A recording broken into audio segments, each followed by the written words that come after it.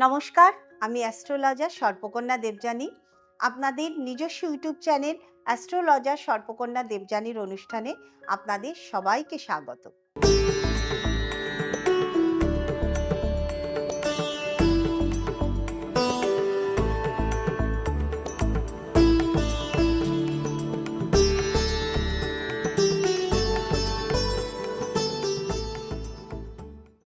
পতিতোদ্ধারিণী মা গঙ্গে মানুষকে 10 রকম পাপ থেকে মুক্ত করেন, মোক্ষ প্রদান করেন, ধরিত্রীকে সুজলা সুফলা করেন এবং প্রাণ সঞ্চার করেন।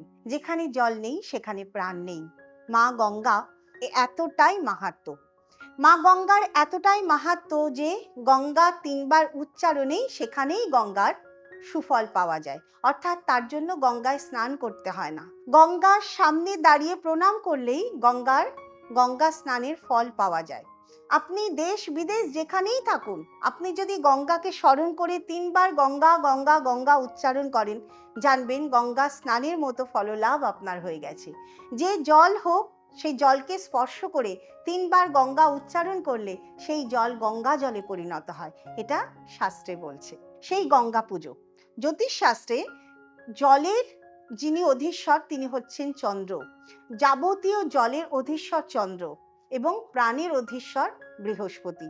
গঙ্গা পুজোর মধ্যে দিয়ে আমরা চন্দ্র এবং বৃহস্পতির যে জীবযোগ, সেই জীবযোগের প্রভাব বিস্তার করতে পারি বা জীবনে জীবযোগের ফল লাভ করতে পারি। অর্থাৎ চন্দ্র এবং বৃহস্পতি গ্রহের সুফল আমরা পেতে পারি। আজকে সেই গঙ্গা পুজোর আলোচনা করব।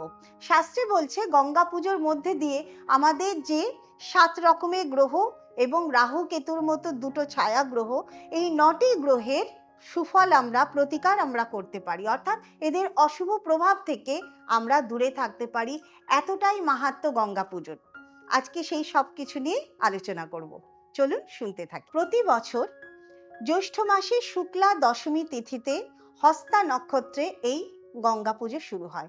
পুরাণে বলছে রাজা ভগীরথ তার সাধনার মধ্যে দিয়ে, আরাধনার মধ্যে দিয়ে তার পূর্বপুরুষদের উদ্ধার করার জন্য তিনি মা গঙ্গার আরাধনা করেছিলেন এবং পূর্বপুরুষদের উদ্ধার করার জন্যই মা গঙ্গা শিবের জটা থেকে এই ধরিত্রীতে আগমন হন।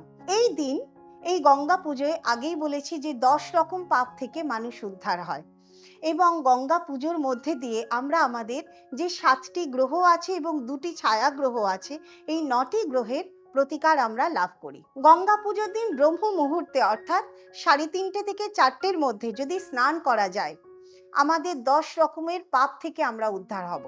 গঙ্গা পুজোর দিন সকাল সকাল যদি ব্রহ্ম মুহূর্তকে বাদও দিয়ে আমরা যদি অন্য সময় স্নান করি সেই দিনটা, তাহলেও কিন্তু আমাদের শরীর মন পবিত্র হবে এবং জীবনের উন্নতির দিকে আমরা এক ধাপ এগোবো। কারণ ব্রহ্ম অর্থাৎ মাথা যখন গঙ্গাতে আমরা নামাই, গঙ্গার সামনে গিয়ে যখন আমরা মাথা নত করি, তখন এই ব্রহ্মে আমাদের গঙ্গার সংযোগ ঘটে। এতে জীবনের উন্নতি, আমাদের বিদ্যা বুদ্ধি কর্মোন্নতি সব কিছু ঘটে। গঙ্গা পুজোর দিন যদি যে আপনার সামনে যে খালি পায়ে ঘুরছে তাকে যদি আপনি জুতো দান করেন, শনিদেবের শুভ প্রভাব পাবেন, অর্থাৎ শনি গ্রহের প্রতিকার হয়। আবার বলি, আপনার সামনে যদি কোনো দুস্থ মানুষ পড়ে, গঙ্গা পুজোর দিন আপনি তাকে জুতো দান করলেন, নতুন জুতো, নতুন একটা জুতো আপনি তাকে কিনে দিলেন, জানবেন শনি গ্রহের প্রতিকার পেল।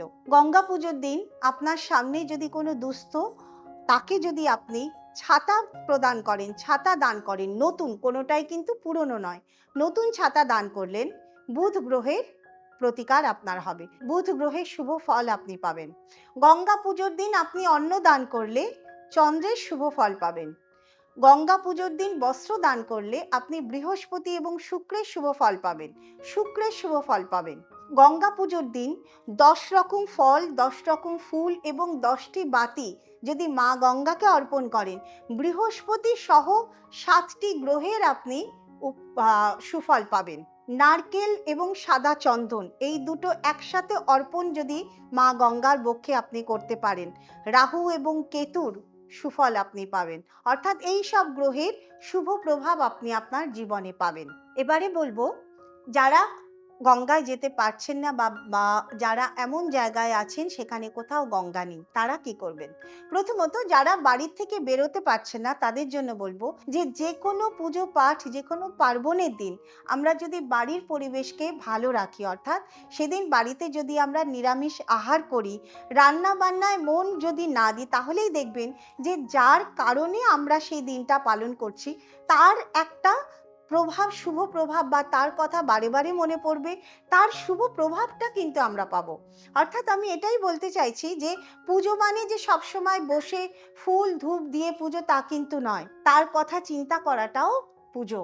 অর্থাৎ আমরা গঙ্গা পুজোর দিন সকাল সকাল স্নান করে নিরামিষ অন্ন গ্রহণ করে যদি তার কথা স্মরণ করি, সেটাও কিন্তু এক ধরনের পুজো। গঙ্গা জল যদি আপনার বাড়িতে না থাকে, আপনি যে কোনো পরিষ্কার পাত্রে, নতুন পাত্র হলে খুবই ভালো, তাতে যে কোনো পরিষ্কার জল দিয়ে আপনি মা গঙ্গাকে স্মরণ করুন, সেটাও কিন্তু গঙ্গা জলের সমান।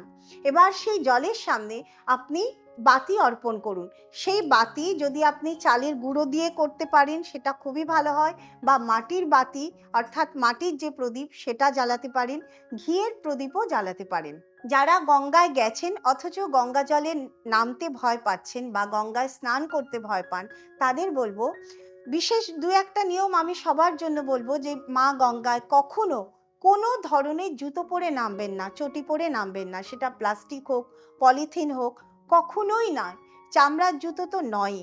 খালি পায়ে মা গঙ্গায় নামুন, পায়ের পাতা ডোবে এতটুকু অন্তত পাটা ডোবান।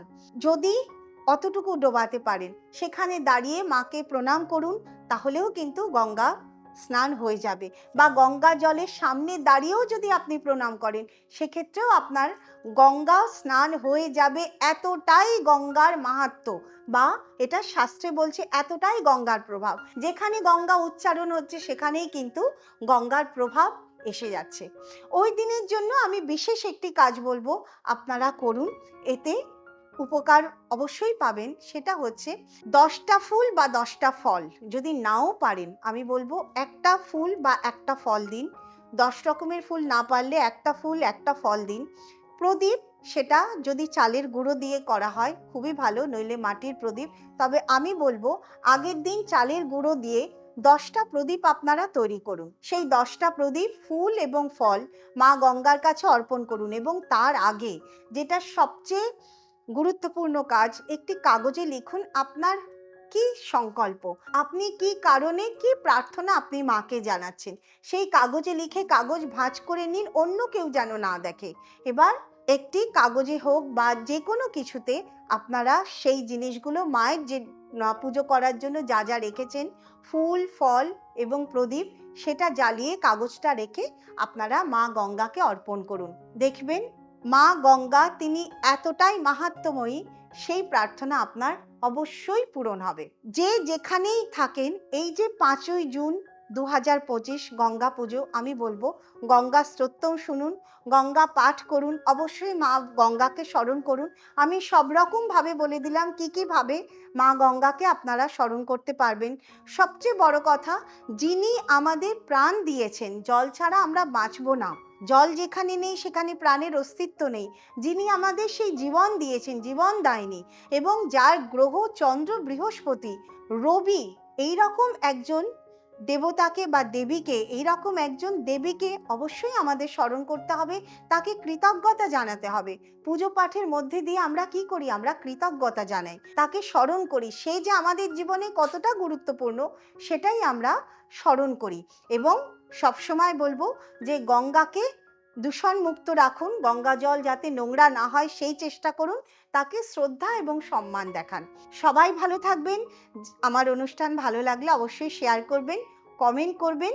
আর যারা যোগাযোগ করতে চাইছেন 2 থেকে 6 তারিখ পর্যন্ত আমাকে শিলিগুড়িতে পাবেন, বাকি সময় কলকাতায় পাবেন। চেম্বার ঠিকানা সব যাচ্ছে, ফোনে ফোন করে আমাকে জানাবেন। যদি কোনো প্রশ্ন থাকে অবশ্যই আমাকে কমেন্ট করে জানাবেন। সবাই ভালো থাকবেন। নমস্কার।